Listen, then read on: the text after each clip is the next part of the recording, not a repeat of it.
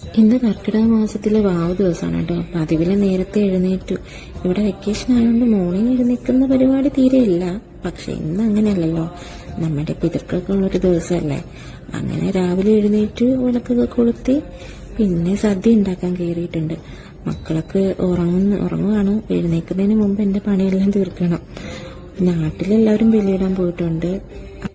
ഒരുപാട് കറിയൊന്നും ഉണ്ടാക്കിയില്ല. ഉപ്പേരി, തോരൻ, അവിയൽ, കൂട്ടുകറി, പരിപ്പ്, അങ്ങനെ കുറച്ച് ഐറ്റംസ് മാത്രമേ ഉണ്ടാക്കിയിട്ടുള്ളൂ. പിന്നെ 2 പായസം ഉണ്ടാക്കി. അത് കഴിഞ്ഞ് ഞങ്ങള് സദ്യ ഇലയില് വിളക്കിന്റെ മുമ്പിൽ തന്നെയാണ് ഒരുക്കിയതും. പുറത്തൊന്നും കൊണ്ട് വെക്കാൻ ഇവിടെ പറ്റില്ല. അങ്ങനെ വിളക്കിന്റെ മുമ്പിൽ തന്നെയാണ് സദ്യ ഒരുക്കിയതും. അത് കഴിഞ്ഞ് പിന്നെ ഞങ്ങളും കഴിച്ചു. നെക്സ്റ്റ് ഇയർ എങ്കിലും നാട്ടിൽ പോയി ബലിയൊക്കെ ഇടണമെന്നാണ് ആഗ്രഹം അച്ഛന് വേണ്ടി.